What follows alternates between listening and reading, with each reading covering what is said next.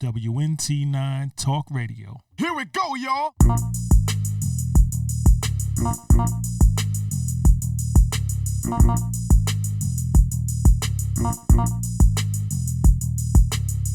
WNT9 Talk Radio, and you are listening to your host, King Henry. We got my man Khonsu with us on the line today. Rahul back, fam. Rahul back. Glad to have you here with us on the line today, bro. Glad to be here, man. Considering the the present situation with the coronavirus and everything like that, I'm definitely glad that you had some time to get with us on the line today, man. How's everybody out there? Where you at? Well, everybody good. We great. We're living by one another. Every footstep, one of us there. So everything going good. Everybody healthy. And I see people outside of the family. I really can't speak on them because I really don't be around them. But I know down here, we holding on. We good. Right. Beautiful, man. I had saw a post where I think you was mentioning that it's something from the update where it's about us sticking together or something like that. I was watching it yesterday, and basically they was just breaking down how now we should come together. We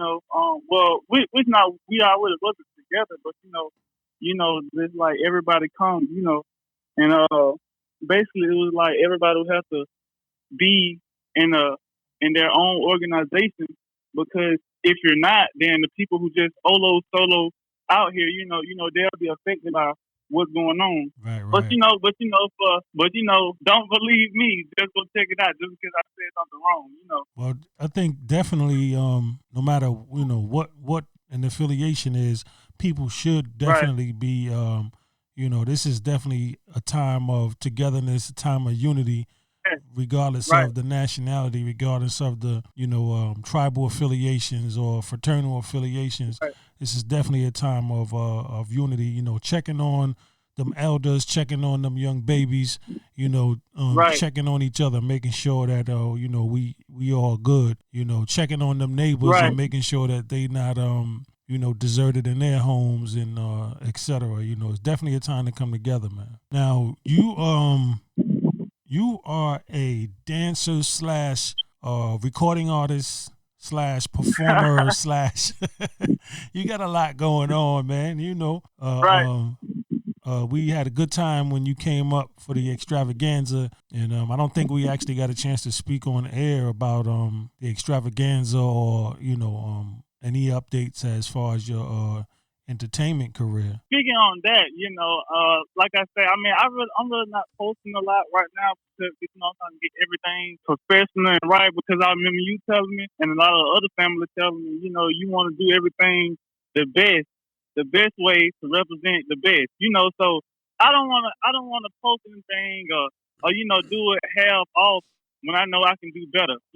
Right. Absolutely. But I'm always dancing. I'm always making music. I'm always dancing for the kids, dancing for folks in the grocery store.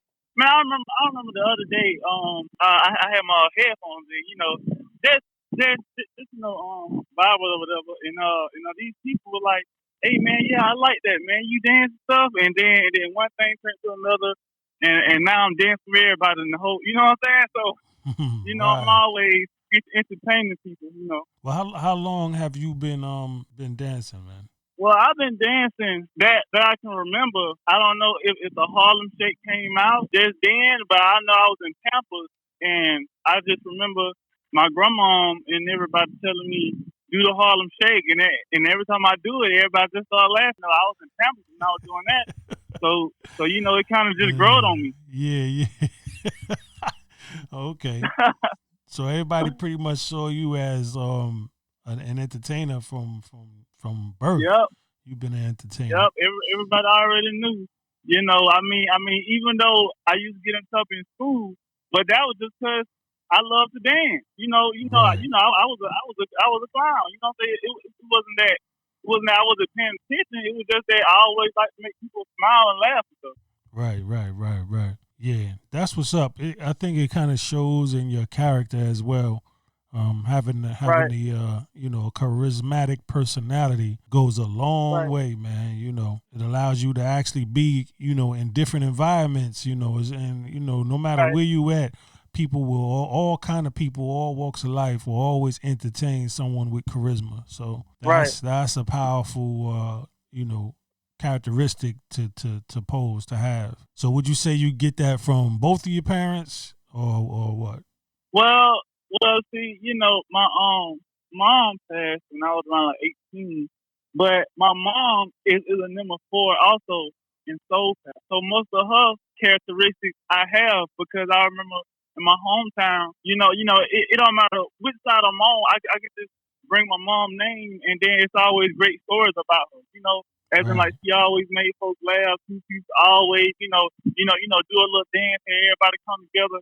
And, I think that's why I get that side from her. So you say mom's is a number 4, meaning in numerology you're talking about number 4. Right. As in, she was a master builder also in lifestyle. Wow. Beautiful, man. Right. Beautiful. That's what's up. And, I am a number 4 also. Beautiful, man. Beautiful. Number 4 is in the house representing, man. For anybody that's a number 4, right. All the number 4s in the house, Yeah. We the greatest, but I don't want to just have all the other numbers lesser. So we all together. Yeah. Yeah.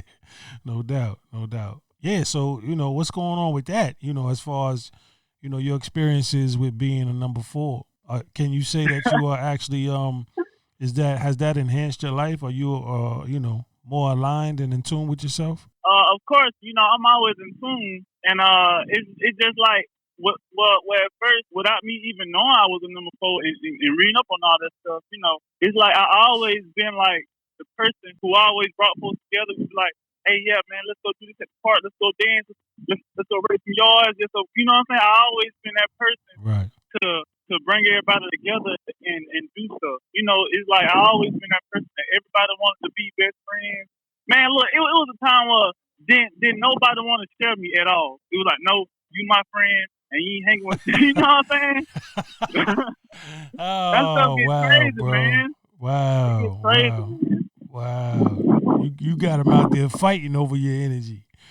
Yeah, man. I'm like, listen, man, it's enough peace and love to go around the whole world, man. Wow.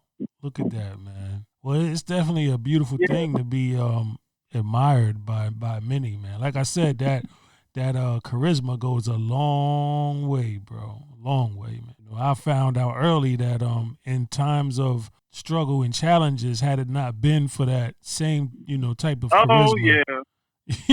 Oh yeah, hey, I don't want folks feeling sorry for me or nothing, but hey, man, you're right about that because, man, it was at a point in time where, everything was going down, I was just out here, just like a squirrel, you know what I'm saying? I was out here on my own, on the street, for like a long time. But at the same time, I was always the same. I was never like no normal person was like, oh, everything bad, I'm homeless. No, I was always still dancing. You know what I'm saying? I was always still myself, but I knew that was just a phase I had to go through to unlock a certain part of me. You know what I'm saying? Right. And by that, that really just grew me up from being a young cub into a big I'm hanging with the big dogs now, the big cats now. You know what I'm saying? Mm-hmm. Mm-hmm. But only in a mentalist mindset. So all that had to do with a lot of stuff. You know what I'm saying? But this how I see it as if you want to get put through certain things. You know what I'm saying? Because I don't know if it's like you have to go through certain courses to build certain stuff in you that that you're lacking or something. I don't know, but I know I got through it, and I'm still the same. Right. I ain't changed. Right. Well, I think you got to have some level of groundedness when it comes to being able to stay grounded when, you know, you go through your obstacles, you know. Right. I think it has to kind of be there already, you know, even if we don't acknowledge it, you know, all of our life experiences somehow, you know, just kicks in, you know, that DNA kicks in, man. And, you know, there we are, you know, and surviving things we never thought we could survive. And, you know, winning, that's what I'm saying. You know, winning becomes something that we have to be, you know, we got to look at winning from an optimistic point of view. You know, we can't just look at winning how the world sees winning. We have to look at winning how we see winning. And so that's definitely something that, you know, comes with time, comes with growth, you know, wisdom, definitely wisdom. A lot of times when you're young, you just want to, you know, you want things to work like it work in the microwave, man. You know you know? But it ain't always like that. You know, sometimes you got to put some shit in the oven. But see, I'm glad that you know, a lot of things I went through because you know, it's like now I can handle certain situations that the average person who always had it can't because you know they never been there before.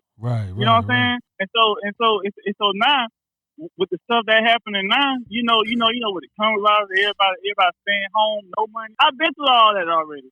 People like me been through stuff already, so that's how we know how to survive in this stuff. You know what I'm saying? Powerful, man. So you saying basically this shutdown and all of this for a lot of people, this is regular. This is just regular obstacles. Everyday stuff. Yeah. You know what I'm saying? Look, regular day bread, peanut butter, jelly. Right. Wow. So in reality, the so-called rich world is being subject to what it's like to be, you know, considered on the bottom. That's right.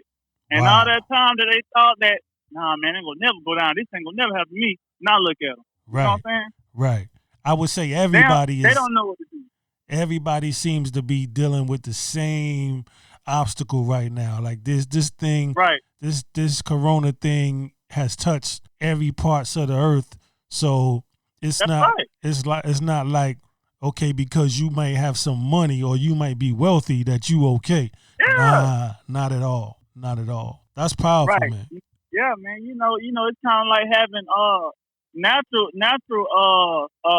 how you say it, natural what is it? Catastrophes. Instinct. Yeah, you know, natural surviving skills. You know what I'm saying? Not just everybody rack up some covers and go over here. No, it's real now. You know what I'm saying? This ain't no fairy tale stuff no more. You know what I'm saying? This ain't no little kid land no more for them. You know what I'm saying? Right. And that's what it's really scared of because they thinking, oh well, you know, this stuff gonna blow off in a couple months, and you know, I'm gonna be home, sitting down, drinking my coffee, watching the news again. Nah, man, all that stuff over with, man. And you know, a lot of people, a lot of so-called conscious people, a lot of you know, even religious people, a lot of religious people and just conscious people, you know, across the globe, they prepare themselves for things like this for a very long time. And that's right. Even if they didn't have a refrigerator full of food or cabinets full of food or a basement full of, you know, food or whatever and beverage, mentally,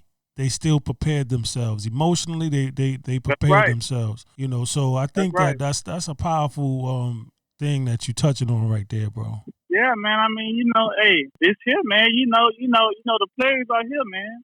And I remember YouTube I was on watching a long time ago. I don't know if it was Baba's son or something. I don't know, but I remember him speaking. He was saying a lot of people are going to start dying, and they're not even going to know what's even going to be killing them.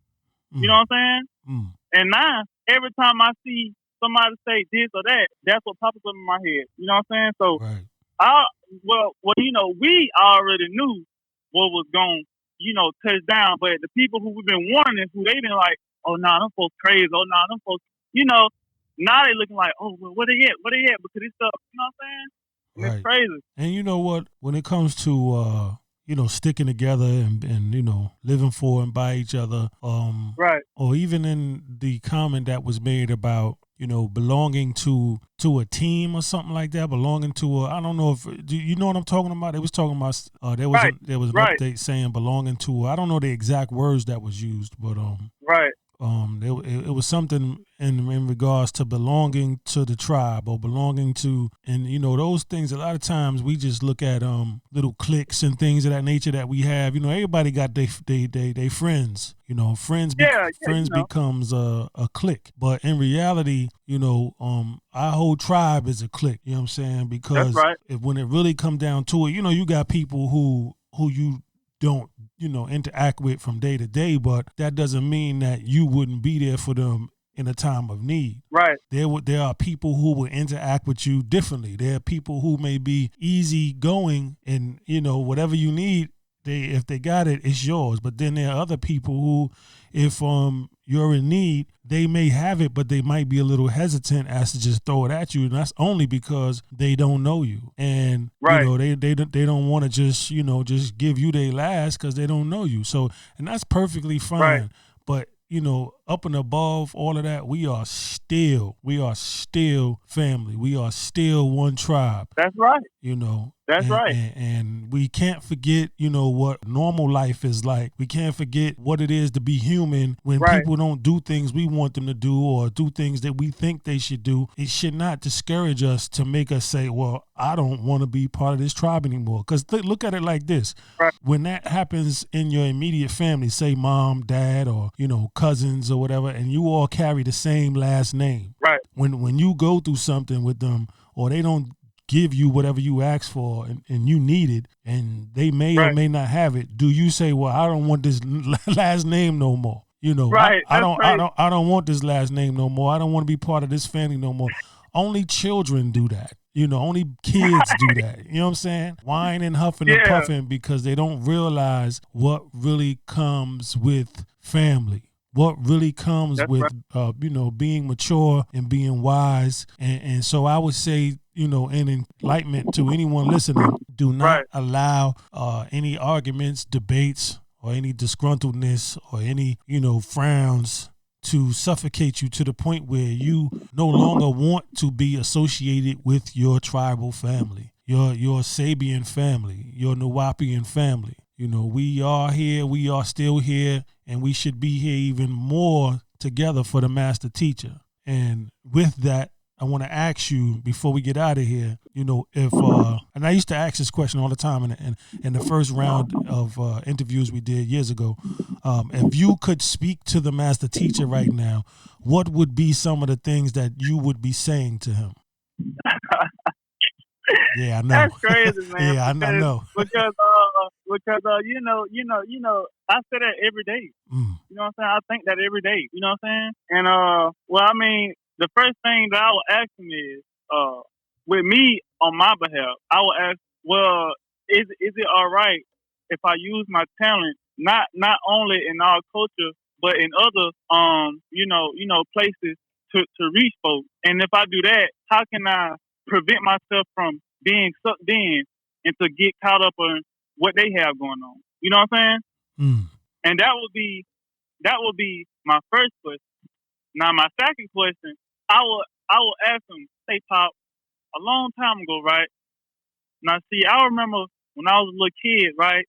And I had seen you in my dream, man. And ever since I seen you in my dream, my life been kind of different. Now, if that's the case, then have you been with me all my life and been with me through everything that I've been through? And that would be another question right there, Now, what if I could? What if I would? What if I could say this? And listen look closely to what I'm saying. The two questions you just asked. What if I would be able to tell you that those two questions have been answered already? Right. That he already answered those questions for you.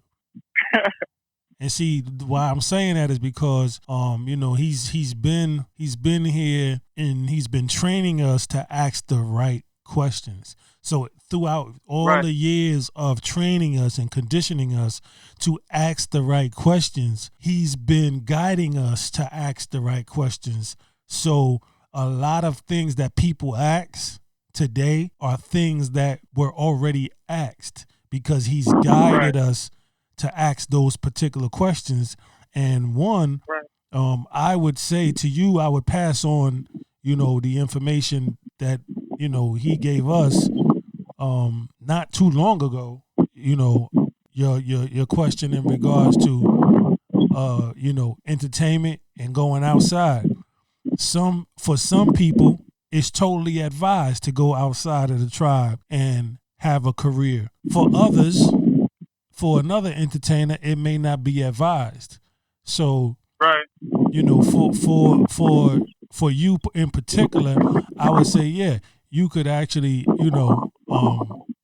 try your best to interact with him on that, or get with a master that he has, that has been guided by the master teacher himself, and then allow that Right. master to, bring you up to speed with that. And then the second question that you have was in regards to what? Has he been with you through all of your trials and tribulations? Yes. And I remember him saying on the land on Tamaray that he was letting everybody know that he has been with us, but it took him to create an environment for us to come to him in the flesh, because it would be real awkward for a man who our parents didn't know, you know what I'm saying, etc. Just walk up to you and say, hey, I'm your master teacher. You know what I'm saying? So the way that it was set up was that, there was a call put out, and then we responded to it. But he said, and he also said he's not the only one here. He said that he's not the only master. There's other masters, So there are people, there are masters assigned to all of us. Right. You follow? But he did say that he has been here, and he has been interacting with us through our dreams, and even, walking up to us in the flesh, being around us, things of that nature. So, I would say, your question's already been answered. You know what I'm saying? A lot of times people just want the physical interaction with the master teacher, and it don't necessarily be about the question. It's just more about being able to, have that relationship with him. So I would say continue to study and listen to those, those classes on the land nonstop. Those classes of old in Brooklyn, nonstop. Continue to listen to those and get those jewels, however you can get them, get those jewels. And then also prepare yourself to have a relationship with him, and make sure that it's not based on things that he's already covered. Because imagine, once you have a child, you realize, damn, I keep telling you to do this, I keep telling you to do that. After a while, you're going to be like, yo, I answered that shit already. I already, you know what I'm saying? So it's no different than the master teacher. At some point, he's going to be like, yo, you're not really following me. You're not really with me, because you asking me stuff that I already answered. Right. If you with me, then you go and you digest everything I taught, not just some of the things, everything that I taught. Right. Regardless of all of that crap about something being outdated, information can never be outdated. It has to be relevant in some dimension, so some level it has to be relevant. Something about it is relevant. So, shame on anybody that's pushing that something is old in regards to knowledge. Knowledge can never be too old. Somewhere, some form or fashion in somebody's life, it is necessary. So with that, I want to thank you, bro, for giving us some of your time, man. And we all, the lines should be blowing up. The lines are not really blowing up today. Yesterday the lines are blowing up. The other day the lines is blowing up. It seemed like when people call, they all call at one time. But and I can't get to everybody at once, but definitely this is a time of healing. This is a time for everyone to be heard. So I'm encouraging everyone to call in. You can even hit me up on Messenger. Give us, your take on everything. Give us your take on whatever it is that's going on in your world. Most of all, we would just love to hear from you. That's it. Regardless of what it is, we want to hear from you. So again, Brother Khonsu, thank you so much, man. I love you, and we will talk offline. Do not hang up, my brother. All right. WNT9 Radio. WNT9 Talk Radio. Here we go, y'all.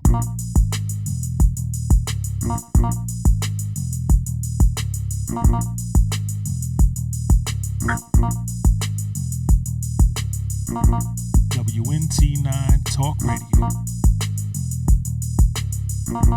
WNT9 Talk Radio. Here we go, y'all. Here we go, y'all.